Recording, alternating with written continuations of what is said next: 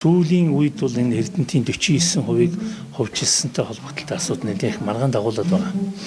Их хурлын ээлж тус чуулганд анх дахь чуулган дээр яриад засгийн газарт үүрэг өгсөн, засгийн газар ажлын хэсэг гаргаад энийг бол үзэж шалгаж байгаа гэсэн тэгээд удахгүй их хурл танилцуулах баг. Тэгэхээр Оросын холбооны улсын эзэмшилд байсан 49%-ийг бол Монголын Mongolian Copper Corporation гэдэг ийм байгууллага худалдаж авсан байдаг. 400 орчим сая Америк доллар худалдаж авсан байдаг. Тэгээд энээс болоод бол Эрдэнэтийн татвар төлөлтийн байдал ер нь жаахан муудчлаа.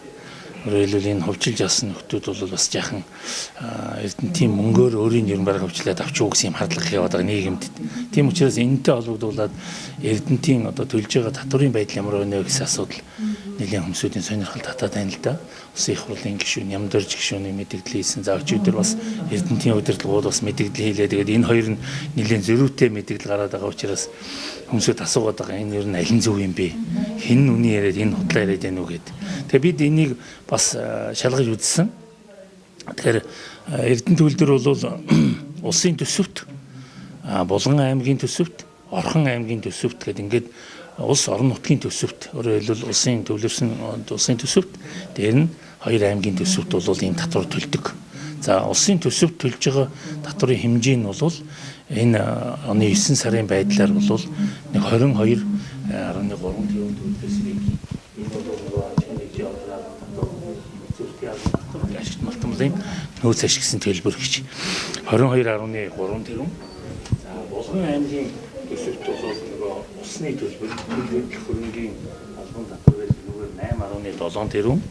За Орхон аймгийн төсөвт бол мэдээж ажиллагчдынхаа цалин хүн амын орлогын албан татвараас суудах байгаа 10% суудахын татвар, төлөвлөлт хөрөнгийн татвар, газар, за тэгээд автотээврийн хэрэгслийн албан татвар гэдэг энэ юмараа бол нийтдээ 23.8 баг 24 тэрбум төгрөг. Ингээд улсын төсөвт 22.3, орон нутгийн төсөвт бол 32.6 тэрбум.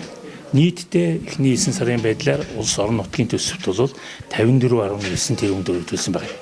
54.9. Энэ ихэнх нь бол орон нутагт, 22 нь улсад, 32 нь бол орон нутагт. Тэгэхээр энийг бол Эрдэнэт үйлдвэрийн удирдлага бол өчигдөр ярихдаа бол бид улсын төсөвт бол 60 тэрбум төгрөг төлсөн. За орон нутгийн төсөвт бол бид нэр 70 гаруй тэрбум төгрөг төлсөн гэж хэлж байгаа байхгүй юу. Тэгэхээр энд юу нь ялгаа байна вэ гэдгийг бид нэр бас авч үзлээ л. Тэгэхээр Эрдэнэтийн захирлууд бол улсын төсөвт төлсөн тэр өнөөдөр төлөөд байгаа одоо 22 тэрбум дээрээ оны сүүлд 12 сард сангийн сайдын тушаалаар Эрдэнэт үйлдвэрээс урьдчилан төлөвлөж авсан 70 тэрбум төгрөг байдгийг. Энэний 40 тэрбумыг бол энэ онд гарах ёстой байсан. Энэ оны одоо 1-2 дугаар улиралд гарах ёстой байсан ноогдлоо гэж үзэж тэр 40 тэрбумыг нэмж ярьсан юм бэл. Тэгэхээр одоо 22 тэрбум төлсөн байгаа. Тэгээд өнгөрсөн онд 12 сард сангийн сайдын тушаалаар автсан 40 тэрбумыг нэмэх юм бол 60 тэрбум гэж хэлж болно.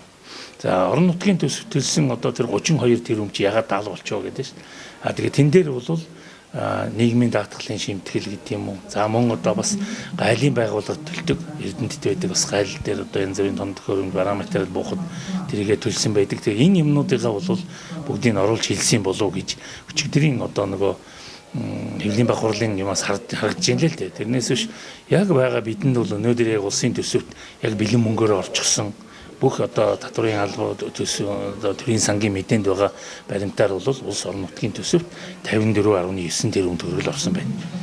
Энэний 22 нь улсын төсөвт, 32.6 нь орон нутгийн төсөвт. Ийм л юм байгаа юм. Тэгэхээр бол өнгөрсөн оноос хойш бол өнгөрсөн онтой харьцуулахад Эрдэнэтийн татварын хэмжээ бол буураад байгаа нь үнэн.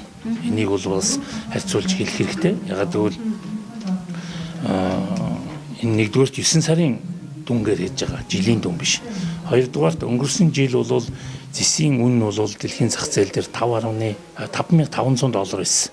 Тэгэхээр 5,000-аас дээш болонгууд бол манай хуулиар ашигт малтмлын өсөн нэмэгдэх татвар гэж авдаг. Тэр нь бол 11% авдаг. Энэ жил бол одоо энэ 9 сарын байдал дунджаар аваад үзэхэд бол ажилтны мэдээгээр ингээд үнийн харьцуулахад бол 4,700 байна. Тэгэхээр 4,700 гэдэг бол нөгөө өсөн нэмэгдэх 11%-аар боддог. Ашигт малтмлын нөөцийн төлбөрийн 5%-аар боддог. Тэгэхээр бол даруй 2 гаруй дахин бага ашигт малтмлын нөөц ашигтын төлбөр төлж байна гэсэн үг. Тэгэхээр энэ бол нэгдүгээрт үнээсээ хамаарч байна. За яг үйлдвэрийнхаа үйл ажиллагаанаас хамаартай байгаа юу гэвэл бас тийм биш. Ажилтны байдлыг аваад үзэх юм бол өнгөрсөн оны одоо 9 сард 8 сартай харьцуулахад энэ оны 8 сард зэсийн баяжмлын хэмжээ бол 14,000 тонноор байна уу да. Ажилтны хэмжээ нь бол илүү явж байгаа. Тэгэхээр бол энэний цаана бас одоо тэр тухайн байгууллагын жоохон үйл ажиллагаатай холбоотой, зардалтай холбоотой ийм юмнуудыг бол бас наривчиж судлах шаардлага байна гэж харагдаж байгаа. Хэдийгээр зэсийн үн багасаад тэр хэмжээгээр бол өсөн нэмэгдэх тэр нэг роялти гэдэг татвар бол буурсан ч гэсэн ажилтны хэмжээ үйлдвэрлэлийн хэмжээ бол хэвээ явж байгаа учраас энэ дээр бид оны эцэсгэд бол нэлээд судалж үзнэ. Хичнээн хэмжээний татвар төлөв юунаас болов гэдгийг би ганц хоёр тоо хэлж байна.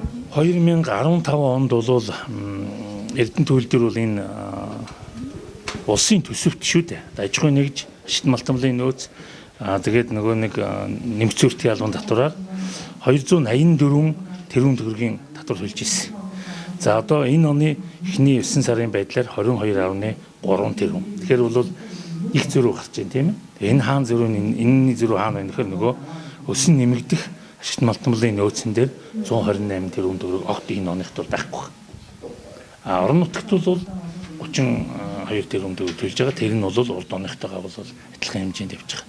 Ус ашигласан уу, газар ашигласан уу тийм тэр цалин осно тэр нь бол адилхан шүү дээ. Тэгэхээр оны эцэст бид нэр одоо 12 сарын үр дүн бүх ажил юмнуудыг харж агаад яг энэ 22.3 тэрбум хэд болох вэ? За өнгөрсөн онд одоо суудгаад авчихсан тэр 40 тэрбум гэж яриад байгаа. За бидний мэдээгээр бол 70 тэрбумч гэж байгаа. Тэгэхээр энэ юм чинь ер нь яаж одоо тооцогдох юм бэ гэж. Бидний одоо төсвийн тухай хуулиар бол өнгөрсөн онд улсын төсөвт сангийн сайдын тушаалаар 12 сард аваад суудгаад авчихсан. Хэрэгэлсэн тэр мөнгө бол тэр өнгөрсөн оныхоо төсвийн гүйцэтгэл ордог. Сая улсын их хурлын одоо чуулганаар 2015 оны төсвийн гүйцэтгэлийг баталсан шүү дээ. Тэр дүнд чинь энэ Эрдэнэтийн чинь төлсөн татвар бол тэр урьдчилан төлсөн 70 тэрбум орчихсон л явж байгаа байхгүй. Тэгэхээр энэ оны төсөв дээр нөгөө бид өнгөрсөн нодон жил ингээд 70-ыг төлцсөн. Тэрний 40 энэ онд орох юм аа энэ төр гэж тэгж ярьж болохгүй. Энэ чинь төсвийн хуулиар бол тасгаал 12 сар 1 сарын 1-ээс өмнөх нь бол өнгөрсөн онд орсон. Энэ нь бол энэ оных л шүү дээ. Тэгэхээр бид бол энэ онд яг одоо бодит мөнгөөр орж байгаа юм л ярьж байгаа маа. Тэгэхээр энэ бол